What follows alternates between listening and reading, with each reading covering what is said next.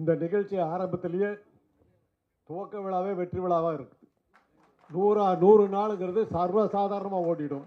படம் நல்லா இருந்ததுன்னா 25 வாரம், எங்கள் காலத்தில் 25 வாரம்லாம் ஓடிச்சு. இப்போல்லாம் 4 நாள் ஓடினா போதும் இல்லையா? அதான் அது 4 நாள் இல்லை, 40 நாள் இல்லை, 400 நாள் ஓடும். நல்ல கலைஞர்கள். அவர் வேற பேர் மங்களநாதன் மங்களகரமாக ஆரம்பித்து வச்சிருக்கார். இதுக்கு மேலே என்ன வேணும்? வெற்றி நிச்சயம். ரெண்டாவது ஐயா காந்தாராஜ் ஐயாவுக்கு வந்து தமிழில் மந்திரம் சொன்னால் தான் பிடிக்கும். அதனால தான் தமிழ்லேயே மந்திரம் சொன்னேன். கலையாத கல்வியும் குறையாத வயதும் ஒரு கபடு வாராத நட்பும் அன்பு உதவிய பெரிய தொண்டரோடு கூட்டு கண்டை அழியாத அபிராமி ஆத கடவுரின் வாழ்வு அமுதீஸ்வர் ஒரு பாகம் அகராத சுகவாணி அருள்வாமி அபிராமியே. போதுமா? பகுத்தறிவாளர். எனக்கு கடவுள் நம்பிக்கை கிடையாது. நான் பகுத்தறிவு இதை சேர்ந்தவன். எனக்கு கடவுள் நம்பிக்கை கிடையாது சொன்னாருங்கிறதுக்காக சொன்னேன். இந்த சாமியெல்லாம் திட்டுறதுக்காக தான் இந்த கடவுள் வாழ்த்தெல்லாம் தெரிஞ்சு படித்து வச்சுருக்கிறேன். வேறு ஒன்றும் இல்லை. இதில் என்ன கோளாறு இருக்குது, என்ன குழப்பம் இருக்குதுன்னு தெரிஞ்சுக்கிட்டு தான் படித்து வச்சுருக்கேன். இருந்தாலும் கடவுள் அருளும் உங்களுக்கு இருக்கும். எங்கள் மாதிரி பகுத்தறிவாளருடைய இது ஆசீர்வாதங்களும் வாழ்த்துக்களும் உங்களுக்கு நிறைய உண்டு. வெற்றி நிச்சயம், வெற்றி நிச்சயம். அறியாத பசங்க ஊர் உலகமெல்லாம் அறிஞ்ச பசங்களாக வெற்றியோடு வருவாங்கங்கிறது நிச்சயம். வெற்றி நிச்சயம், வெற்றி நிச்சயம். அனைவருக்கும் வணக்கம். நல்ல கைதட்டலாம் தத்துவமா வேண்டாமா? 20 வருஷமாக ஏவிஎம் ஸ்டுடியோ காம்பவுண்டில் இருந்து எங்களை எல்லாம் சந்திச்சுக்கிட்டு இருக்கிற ரகு அவர்களுக்கு இப்போ தான் வாய்ப்பு கிடைச்சிருக்கு. அதுக்காக ஒரு தடவை கைதட்டு 20 வருஷம் காத்துக்கிட்டேன்.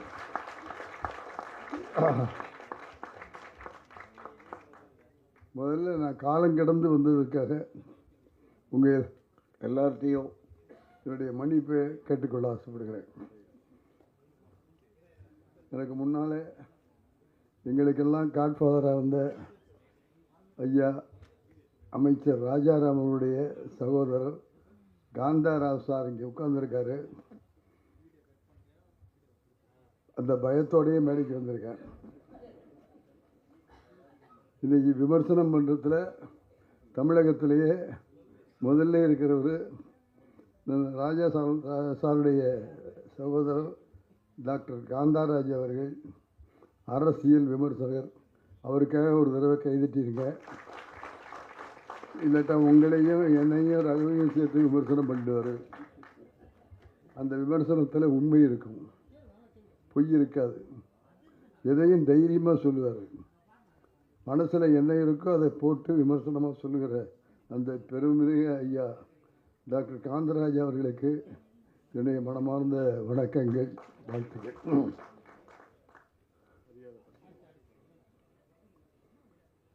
பெருமாள் கிரியேஷன்ஸுடைய தயாரிப்பில் அறியாத பசங்க அப்படிங்கிற தலைப்பில் இன்னைக்கு இசை, கதை, திரைக்கதை, டைரக்ஷன், நடிப்பு அப்படின்னு எல்லா துறையிலையும் பொறுப்பேற்றுக்கிட்டு ரகுவர்கள் அறிமுகமாக அங்கே இருக்கிறதாலும் கை தட்ட மாட்டீங்களா?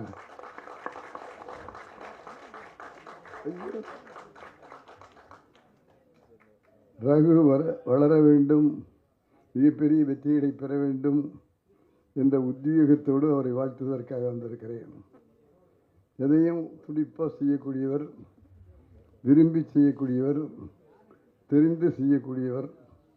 ஆகவே நிச்சயமாக அவர் இயக்குகிற, அவர் தயாரிக்கிற இந்த படம் மிகப்பெரிய வெற்றியடைய வேண்டும் என்று நான் மட்டுமல்ல உங்களையும் சேர்த்து கொண்டு வாழ்த்துகிறேன்.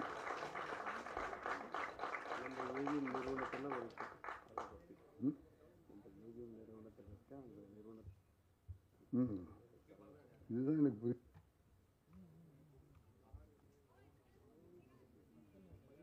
தயாரிப்பாளர்கள் திருமதி பவுனம்மாள், இளஞ்செழியன் அவங்கள ஒரு தடவை பலமாக கைதட்டி பாராட்டி வாழ்த்துகிறேன்.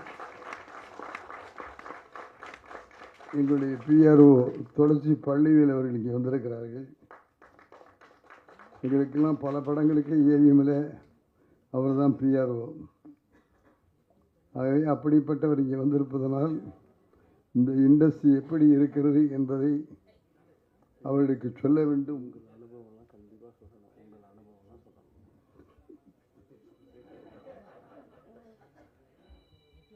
சொல்ல வேண்டும். ஏன்னா நான் எப்போவுமே திருக்குறள் சொல்லி தான் என்னுடைய உரையை முடிப்பேன். இப்போவும் எனக்கு இந்த விழாவில் சொல்கிறதுக்கு நல்ல திருக்குறள் ஒன்று கிடச்சிருக்கு. எண்ணி துணிக கருமம் துணிந்த பின் எண்ணுவோம் என்பது இழுக்கு அப்படின்னு 1.25 அடியில் சொல்லிட்டு போயிட்டான். எந்த காரியத்தை செஞ்சாலும் ஒரு தடவைக்கு 4 தடவை யோசிச்சுட்டு அதில் களை இறங்கணும். 20 வருஷம் இந்த மனுஷன் யோசித்து இன்னைக்கு களை இறங்கி இருக்காருன்னா எண்ணி துணிந்திருக்கிறார் என்று நான் நம்புகிறேன்.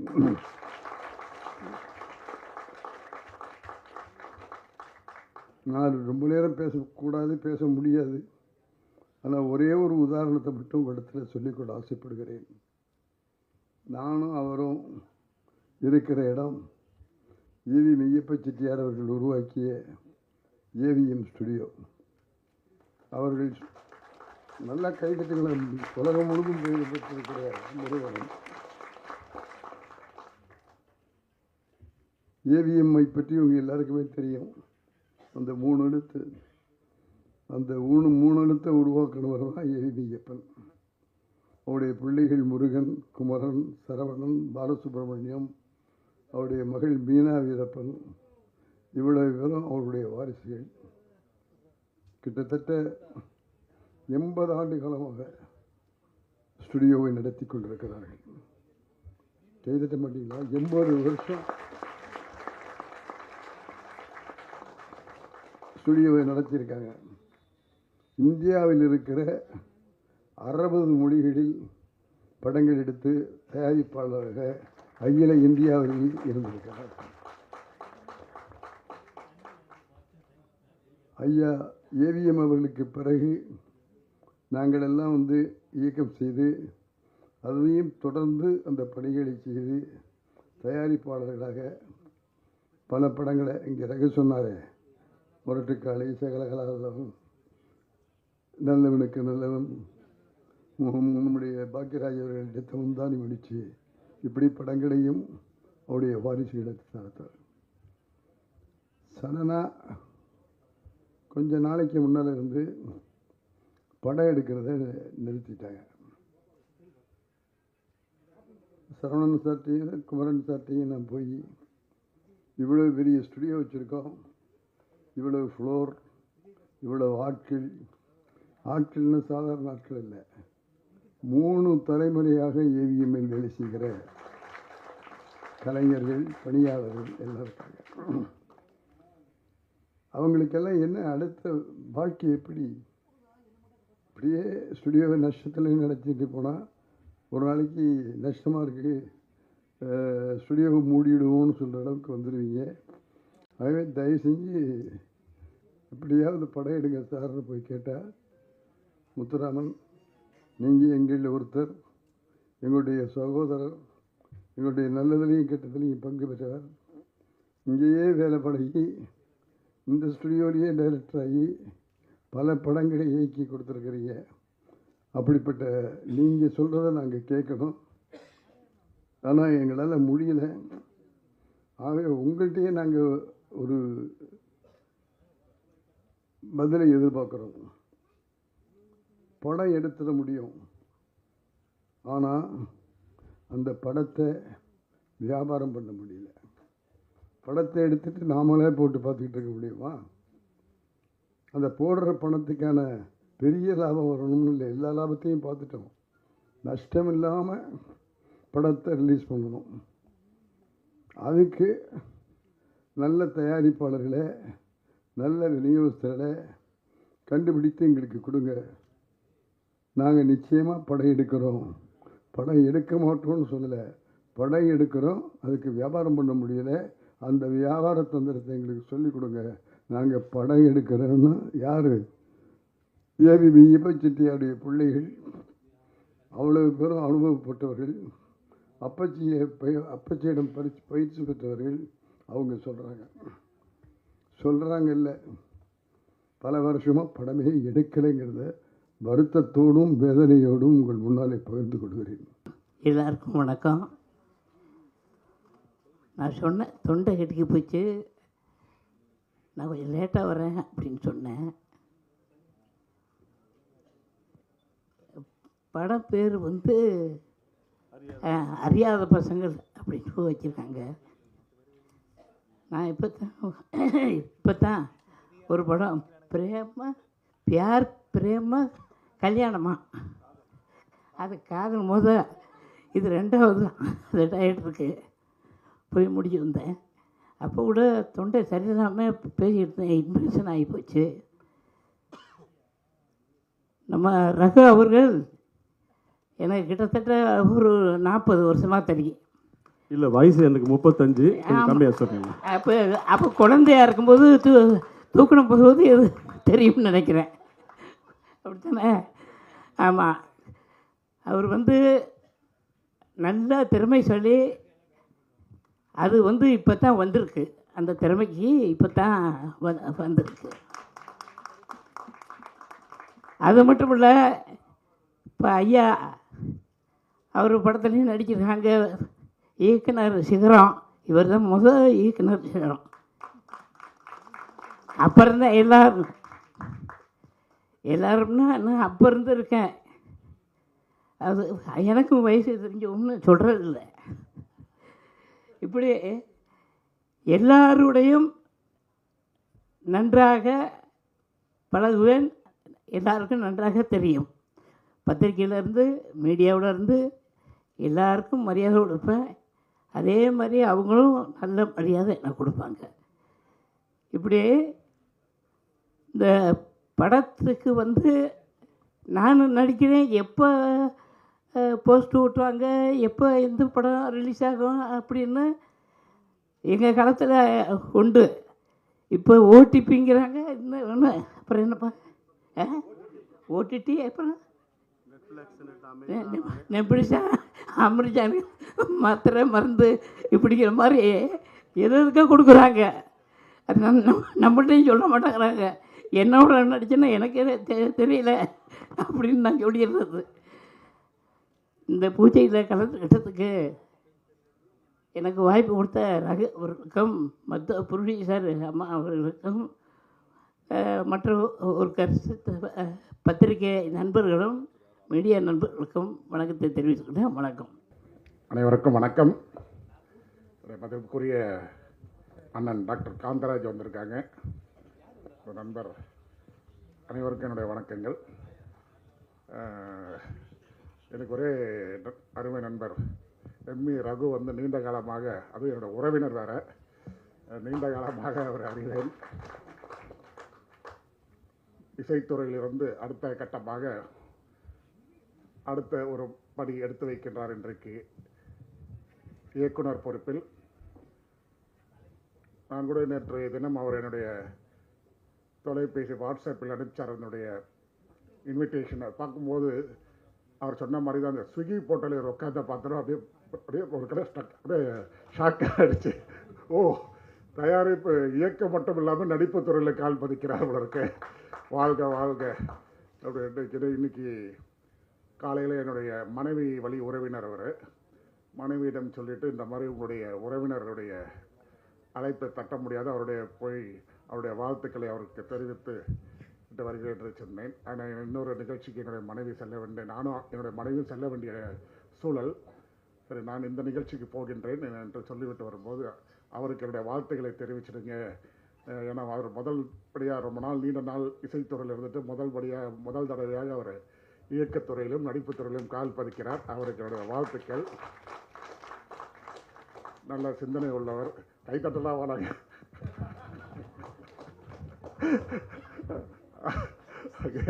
அவருக்கு என்னுடைய வாழ்த்துக்கள். ஏன்னா இது வந்து ஒரு கலைத்துறை பயணம், மிகப்பெரிய ஒரு பயணம். நான் கூட நிறைய திரைப்படங்கள்லாம் பார்க்கின்றோம். வித்தியாசமான படங்கள்லாம் வெற்றி பெறுவது உண்டு. உதாரணமாக மைனா போன்ற படங்கள்லாம் பார்க்கின்ற பொழுது ரொம்ப சாதாரண படமாக தான், ஆனால் ஒரு பெரிய செய்தியோ ஒரு பெரிய நல்ல வெற்றி படமாகலாம் அமைந்தது. ஆகவே ஒரு நல்ல செய்தியை கொடுத்தால் கண்டிப்பாக மக்கள் நல்லா வரவேற்பார்கள். அவருக்கு அந்த வரவேற்பு அமையும். அது நல்ல படமாக இது அமைய வேண்டும் என்று வாழ்த்தி விடைபெற்றுக் கொள்கிறேன். நன்றி, வணக்கம். சேர்த்து வச்சவர் பாரதி, அறிமுகம் படுத்துருந்து ரகுக்கு பாரதி, அந்த மூலயமா என் பிள்ளை முன்னுக்கு வந்தான். இதுக்கு மேலேயும் ரகு நான் ஒரு மனுஷனாக நினைக்கிறேன். எனக்கு 3 பிள்ளை, engineer, doctor, auditor, chartered account எல்லாமே. நான் ஒரு போலீஸ் அதிகாரியோட மனைவி. எனக்கு வயசு வந்து 87. சில பாடல்கள்லாம் பாடுவேன், இப்போ என்னால் முடியல. அதனால ரகு நல்ல மனுஷன், நல்ல குணம்.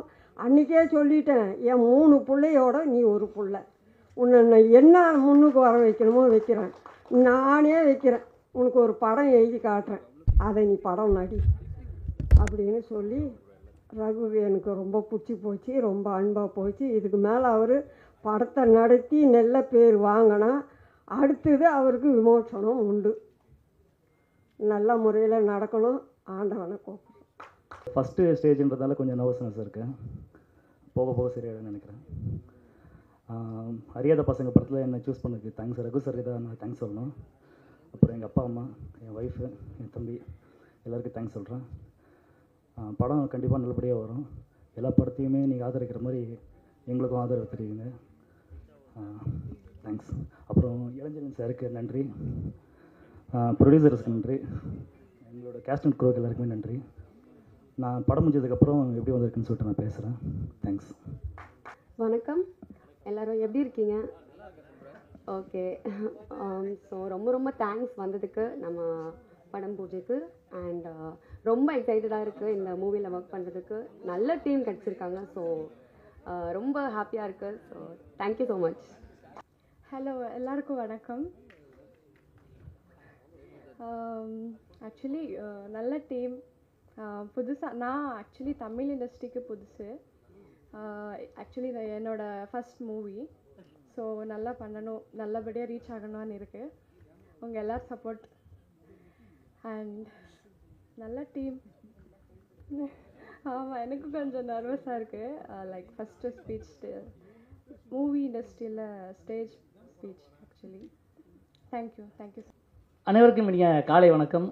ரொம்ப மகிழ்ச்சியான தருணம். ஒவ்வொரு படம் பூஜை போடும்போதும் இந்த மாதிரி கலைஞர்களுக்கு, வளர்ந்து வர்றவங்களுக்கு, புதுமுகங்களுக்கு எல்லாத்துக்குமே வந்து ஒரு மிகப்பெரிய ஒரு மனசில் ஒரு உந்துதலை ஏற்படுத்தக்கூடிய ஒரு விஷயந்தான் படப்பூஜை அப்படிங்கிறது. படப்பூஜைக்கு வர கூட்டம் மாதிரியே படத்துக்கும் வந்தால் எல்லா படங்களுமே வந்து சிறப்பாக இருக்கும், சினிமாவும் நல்லாயிருக்கும் அப்படிங்கிறது தான் எல்லாருடைய எண்ணமும். பத்திரிகை துறை நண்பர்கள், ஊடக நண்பர்கள் அனைத்து பேருக்குமே வந்து இதில் வந்து முக்கியமான பங்களிப்பு அவங்க தான். சின்ன படங்கள் எல்லாமே வந்து வெளியில் கொண்டு போய் சேர்க்குற ஒரு மிகப்பெரிய ஒரு பொறுப்பை நீங்கள் செஞ்சிட்ருக்காங்க. ஸோ அவங்களுக்கு என்னுடைய மனமார்ந்த நன்றியை தெரிவிச்சுக்கிறேன். அறியாத பசங்க அப்படின்னு ஒரு டைட்டிலு.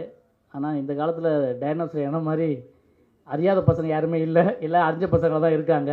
பட் சில விஷயங்களை அறியாத பசங்க அப்படின்னு சொல்லி ஒரு விஷயத்தை வந்து இயக்குனர் இதில் வந்து சொல்ல வராதுன்னு நினைக்கிறேன்.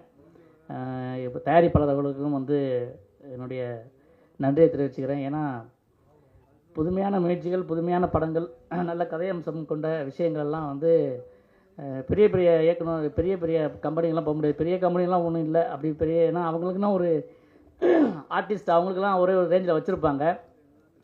இந்த மாதிரி தயாரிப்பாளர்களால் தான் வந்து நிறைய புதிய இயக்குநர்கள்லாம் அறிமுகமாகறாங்க. அதனால் வந்து இயக்குனருக்கும் தயாரிப்பாளருக்கும் என்னுடைய அன்பான வாழ்த்துக்களை தெரிவிச்சுக்கிறேன். இதில் நடிக்க போகிற ஹீரோ, ஹீரோயின், அப்புறம் துணை நடிகர்கள், மற்ற நடிகர்கள் எல்லாத்துக்குமே என்னுடைய வாழ்த்துக்கள். ஒரு விஷயம் வந்து எப்போவுமே அடிக்கடி திரும்ப திரும்ப எல்லா மேடைகளையும் சொல்லிகிட்டு இருக்கிறது தான், எல்லா பெரிய பெரிய ஜாம்பவான்கள்லாம் பேசுகிற ஒரு விஷயந்தான். சின்ன படங்களுக்கு தியேட்டர் கிடைக்கிறதில்ல.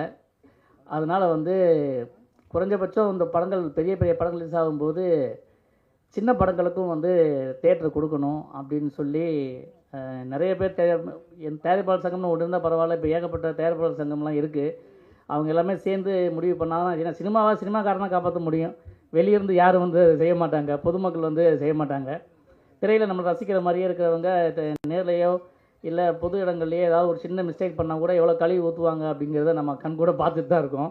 அதனால் சினிமாக்காரங்களை காப்பாற்றுறது சினிமாக்காரங்களால் தான் முடியும். ஸோ இந்த படம் மிகப்பெரிய அளவில் வெற்றி பெறணும் அப்படின்னு உங்கள் எல்லா சார்பாகவும் கேட்டுக்கிறேன். இறைவனை வேண்டிக்கிறேன். நன்றி, வணக்கம். எல்லாருக்கும் வணக்கம். வந்திருக்க பெரியவங்க எல்லாருக்கும் வணக்கம். சீஃப் கெஸ்ட் எல்லாருக்கும் வணக்கம். பத்திரிகையாளர்கள் எல்லாருக்கும் வணக்கம். இது அறியாத பசங்க படம். இது என்னோட டெபியூட் ஃபிலிம், ஃபஸ்ட் டைம் பண்ணுற படம் இது. ஓகேங்களா? அறியாத பசங்க என்னோட டெபியூட் ஃபிலிம் இது. கூட சிம்ரன் நடிக்கிறாங்க. அவங்க பார்க்க மட்டும் அழகாக இல்லை, நடிப்பும் நல்லா தான் நடிக்கிறாங்க அவங்க. டேரக்டர் பார்த்தீங்கன்னா Raghu sir, plus music director எல்லாம் அவர் தான். படத்துக்கு மெயின் காரணமே அவர் தான். ஒரு 20 years எக்ஸ்பீரியன்ஸ் இருக்குது அவருக்கு. அது எக்ஸ்பீரியன்ஸ் எல்லாம் படத்தில் நீங்கள் பார்ப்பீங்க. சாரி, கொஞ்சம் மூச்சு வாங்குது.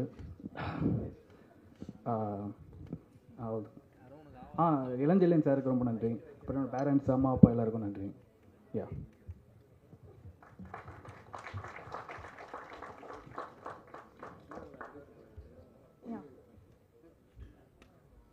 படம் ஸ்கிரிப்ட் பார்த்தீங்கன்னா இப்போ இருக்க ஜென்ரேஷனுக்கு ஏற்ற மாதிரி ரொம்ப ஒரு நல்ல ஸ்கிரிப்டு.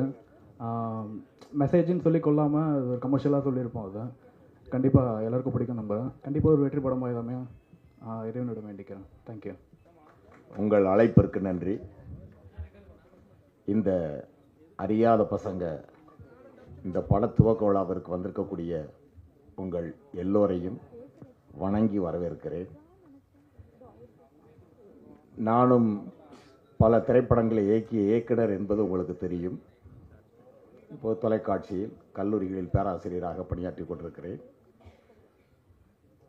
இந்த பெருமாள் ஃபிலிம்ஸ் அறியாத பசங்க, இதில் இந்த அறியாத பசங்க படத்திற்குள்ள இணைஞ்சிருக்கவங்க எல்லாமே அறிஞ்ச பசங்க. எல்லாம் அறிஞ்ச பசங்க ஒன்று அறியாத பசங்க மாதிரி நடிக்கிறதும் துடிக்கிறதும் அது சாதாரண விஷயம் இல்லை. எல்லாமே தெரிஞ்சவங்க தெரியாத மாதிரியே நடிக்கணும். நான் கூட தான் இப்போ தொலைக்காட்சிகளில் நிறைய பேர் பேட்டி கண்டுக்கிட்டு இருக்கேன். யாரை பேட்டி காண்றோனோ அவங்கள பற்றி எனக்கு எல்லாமே தெரியும், ஆனால் தெரியாத மாதிரியே கேட்கணும். அதுதான் தொழிலோடைய ரகசியம். இதில் இந்த விழாவிற்கு இதில் யாரெல்லாம் கான்ட்ரிபியூட் ஆகியிருக்காங்களோ அவங்க அத்தனை பேருக்கும் என்னுடைய வாழ்த்துக்களை தெரிவிச்சுக்கிறேன். ஆனால் அடிப்படையாக நான் இங்கே வந்ததுக்கு காரணம் என்னுடைய அருமை தம்பி, என் அருமை சகோதரர் MV ரகு, இசையமைப்பாளர். அந்த MV ரகுவை பார்க்கும்போதெல்லாம் நான் அடிக்கடி சொல்லுவேன் MSV ரகுனே சொல்லுவேன். ஏன்னா அவர் மெல்லிசை மாமன்னர் MSVயினுடைய முழுமையான பக்தர். அவர் ஹார்மோனிய பெட்டியை கை வச்சிட்டாருன்னு சொன்னால் நான் சொல்லுவேன், நான் MSVயினுடைய அருகிலே இருந்து வாழ்ந்தவன் தம்பி, உங்களுக்கு அவருடைய டச் அப்படியே இருக்குன்னு சொல்லுவேன். அது மாதிரி இசைத்துறையில் நல்ல அனுபவம் பெற்றவர். இப்போது கதை, திரைக்கதை, இசை, இயக்கம் என்று தன்னுடைய அடுத்தடுத்த செயல்பாடுகளில் ஈடுபட்டிருக்கிறார். அதிலும் முதன்முறையாக இயக்குகிறார். இவரையும் இவரோடு இணைந்தவர்களையும் நாம் மனதார வாழ்த்துவோம். இன்றைய திரையுலகம் எப்படி இருக்குன்னு உங்களுக்கு தெரியும். எப்படி பேசினாலும் சிக்கல். 1000 படம் 2000 படம் ரிலீஸ் ஆகி மட்டும்தான் படங்கள் ஓட்டப்பட்டு கொண்டிருக்கிறது. எந்த படமும் ஓடுறது இல்லை, எந்த படமும் வெற்றி பெறுவதில்லை. எல்லா படத்தையும் வெற்றி பெற வச்சுக்கிட்டு இருக்காங்க. ஆனால் எந்த சூழ்நிலையிலும் என்றைக்கும் ஒரு உண்மையான ரகசியம் என்னவென்றால், உண்மையிலே நல்ல படம் எல்லா தடைகளையும் தாண்டி ஓடிக்கொண்டுதான் இருக்கிறது. அதுதான் மக்களின் அடிப்படையான உண்மையான ரசனை.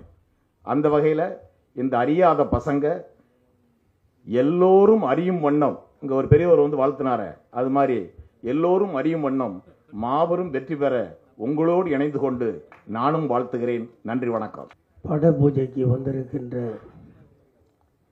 ரசிக பெருமக்களையும் இதில் கலந்து கொண்டிருக்கின்ற தொழில்நுட்ப வல்லுநர்களையும் முதலில் இசையமைப்பாளராக இருந்து டைரக்டராக அறிமுகமாகும் என் அருமை சகோதரன் ரகு அவர்களை பாராட்டுவதற்காக இங்கே நான் வந்திருக்கிறேன்.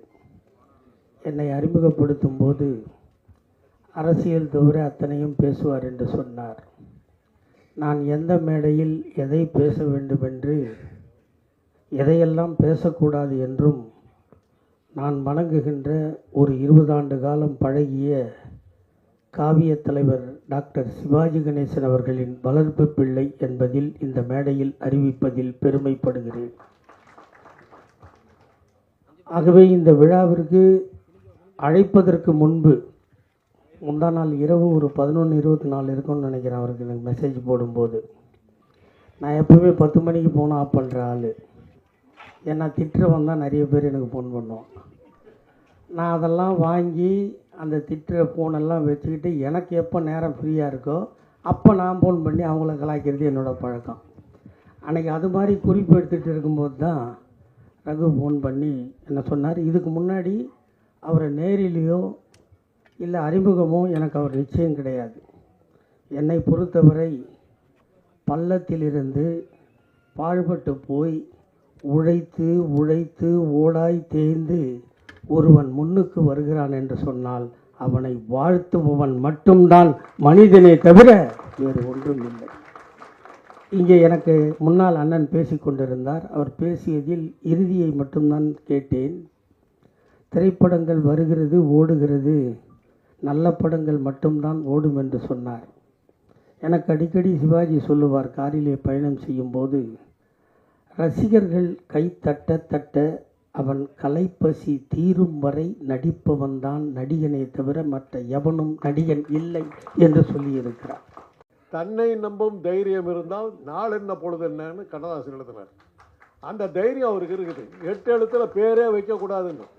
அது அந்த காலத்தில் கல்யாண பரிசுன்னு ஒரு படம் வந்தது. கல்யாண பரிசு இப்போ போடணும், 8 எழுத்து வருதுன்னு இப்போ எடுத்தாங்க. அந்த அளவுக்கு மூட நம்பிக்கை இருக்கிற ஒரு சினிமா உலகத்தில் அதையெல்லாம் முறியடிச்சுக்கிட்டு அறியாத பசங்கன்னு 8 எழுத்தில் தலைப்பு வச்சிருக்காருன்னும் போது அவருடைய தன்னம்பிக்கையும் தைரியமும் நமக்கு தெரியுது. அது படத்தில் பிரதிபலிக்கும்னு எதிர்பார்க்குறோம். நல்ல கதாநாயகர்கள் எல்லாமே நல்லா இருக்காங்க. நம்ம அதாவது அன்றாடம் பார்க்குற கதாநாயகர்கள் 2 பேருமே நம்ம ரோட்டில் பார்க்குற மாதிரி ஆட்கள் மாதிரி இருக்காங்க. ஒன்றும் ஒரு அதிசய பிரிவுகளாக இல்லை. அப்படியே பஸ் ஸ்டாண்டில் பார்த்தோம்னா நம்ம ஹீரோ மாதிரி இருக்கார், அவர் தான் ஹீரோ அப்படின்னா என்ன அர்த்தம்? மக்களோட ஒட்டிய ஆட்களே வந்து நடிகர்களாக தேர்ந்தெடுத்திருக்காங்க. அவங்கள பார்க்கும்போது ஓ நம்ம பற்றி தான் அந்த கதையில் வருது போட்டிருக்காங்க, இவர் நம்மளாட்டுமே இருக்கார், நம்ம கதையை தான் அவர் சொல்கிறார் போட்டிருக்குங்கிற ஒரு அந்யோன்யம் அந்த படத்தில் ஏற்படுங்கிற நம்பிக்கை எனக்கு இருக்குது. நல்லபடியாக வரும். ரகுவுக்கு வாழ்த்துக்கள். அவர் இசையமைப்பாளராக இருந்து நடிகராக உயர்ந்திருக்கிறாரு. இதில் நடிக்கிற அத்தனை பேர்களுக்கும், டெக்னீஷியன்களுக்கும், கதாசிரியர்களுக்கும் அது இன்னும் டிஸ்ட்ரிபியூஷன்லாம் இருக்குதா? டிஸ்ட்ரிபியூட்டர்லாம் இருக்காங்களா? இந்த படத்தையெல்லாம் விற்கிறதுக்குன்னு அதெல்லாம் ஒரு கூட்டம் அதெல்லாம் இருக்கா? இன்னும் இருக்கா? அவங்களுக்கும் எல்லாத்துக்கும் ஒரு வாழ்த்தை சொல்லி, தயாரிப்பாளராக இருக்கிற பவுனம்மா அவங்க தான் தயாரிப்பாளர், நான் எதிர்பார்க்கவே இல்லை. அவங்களுக்கு என்னுடைய மிகப்பெரிய மரியாதையும் வாழ்த்தையும் தெரிவித்து, உங்கள் படிப்படியாக நீங்கள் இன்னும் நிறையா படங்களை தயாரிக்கணும். சினிமா உலகம் அழியக்கூடாது. ஏன்னா ஒரு சின்ன ஒரு இது மாத்திரம், சினிமா இருக்கிறதுனால தான் கலைகள் இருக்குது, நாட்டியம் இருக்குது, இசை இருக்குது, புகைப்படம் இருக்குது, எவ்வளவோ விஷயங்கள் சினிமாவை நம்பி நம்ம இருக்கிறோம். ஸ்டண்ட் மாஸ்டர்கள் இருக்காங்க. இவ்வளோ பேர்த்துக்கு வாழ்க்கை கொடுக்குற ஒரு அற்புதமான இந்த துறை அழிய விடாமல் பாதுகாக்கின்ற பணியில் ரகு போன்றவர்களாக ஈடுபட்டிருப்பதில் பெருமகிழ்ச்சி அடைகிறது. ஒரு அந்த காலத்திலேருந்து தொடர்ந்து சினிமா பார்த்து சினிமாவிலேயே வாழ்ந்துக்கிட்டு அப்புறம் டாக்டர் வேறு ஆகிட்டேன் நான். அது வேறு, அதெல்லாம் வேறு விஷயம். அப்படி இருந்து நானும் சில படங்கள்ல எல்லாம் வந்திருக்கிறேன். இது தசாவதாரம் படத்துலலாம் Avtar Singh role, it's a medical miracle டைலாக்லாம் நான் தான் பேசுவேன். அதெல்லாம் இருக்குது. அவர் கமல் வந்து திருப்பி கூப்பிட்டாரு. அப்புறம் இசைங்கிற படத்தில் எஸ்ஜே சூர்யா வந்து ஒரு சீனில் போட்டார். இது மாதிரி அரைக்கா சீனில் கால் சீனில் வந்து ஒரு ஃப்ரேமில் மாத்திரங்க தலையை காட்டிட்டு போகிற வழக்கமெல்லாம் எனக்கு உண்டு. கூப்பிடுவாங்க. எந்திரன் படத்தில் கூட பின்னணியில் நான் இருந்தேன், முன்னணியில் இல்லை. அப்புறம் படம் எடுத்தாங்க. என்னமோ ஒரு வைரஸ்ன்னு சொல்லிட்டு வந்து சொன்னாங்க, சார் இப்படியெல்லாம் ஒரு பூச்சியே கிடையாது, நீங்கள் ஏன் போட்டு உயிர் எடுக்கிறீங்கன்னு. தைரியமாக எடுத்தாங்க. அந்த பூச்சி கடிச்சு அந்த ஆள் கதாநாயகன் மூஞ்சி புள்ளெல்லாம் போய் என்னென்னமோ 6 மணிலாம் எடுத்தாங்க. அதுவும் ஓடிச்சு அந்த படத்தில். அப்போ வந்து என்னை கேட்டாங்க, தயவு செய்து என் பேரை எந்த இடத்துலையும் போட்டுறாதீங்கன்ட்டு. என்ன இந்த மாதிரி கோமாளி கூத்தெல்லாம் ஒரு டாக்டராக இருந்துக்கிட்டு இப்படியே பேசிட்டாடா அப்படின்னாங்க. ஏன்னா தசாவதாரம் படத்தில் இந்த மெடிக்கல் மிராக்கிள் டயலாகை பேசிட்டு நான் பட்ட அவத்தை தான் இங்கே இவ்வளோதான் இல்லை. ஏன் ஒரு கேன்சர் வந்து அவ்வளோ சுலபமாக போயிடுச்சா? ஒரு டாக்டர் அறிவு கட்டுத்தரமாக பேசுகிறேன்னு அமெரிக்காவிலேருந்து என் நண்பர்கள் பேசுகிறாங்க. நான் சொன்ன ஆளை உடுப்பா, Kamal sir director, Ravikumar director சொன்ன டைலாக் சொல்லிட்டு வெளியே வந்துட்டேன். அவ்வளோதான். எனக்கு அதுக்கு சம்மந்தம் இல்லை, என்ன படம்னு கூட தெரியாது இருக்குன்ட்டேன். அதனால் இதெல்லாம் சில அனுபவங்கள் நம்ம சொல்லணும்னு நினச்சேன். அதனால் இன்றைக்கி அறியாத பசங்கள் ஏற்கனவே சொன்ன மாதிரி உலக அறிந்த படமாக மாறும். பல விஷயங்களை புரிய வைக்கிற படங்களாக புரிய வைக்கிற பசங்களாக அவங்க இருப்பாங்க. நல்ல தெளிய வைக்கிற பசங்களாக இருப்பாங்க. நமக்கு நல்ல மகிழ்ச்சியை கொடுக்குற பசங்களாக இருப்பாங்க. நல்ல இசையை தருகிற பசங்களாக இருப்பாங்க. நல்ல கதையை தருகிற பசங்களாக இருப்பாங்க. நல்ல பொழுதுபோக்கை தருகிற பசங்களாக இருப்பாங்க. நல்ல மகிழ்ச்சியை தருகிற பசங்களாக இருப்பார்கள். தயாரிப்பாளர்களுக்கு வசூலை தரக்கூடிய பசங்களாக இருப்பாங்கன்னு சொல்லி வாழ்த்து விடைபெறுகிறேன். நன்றி.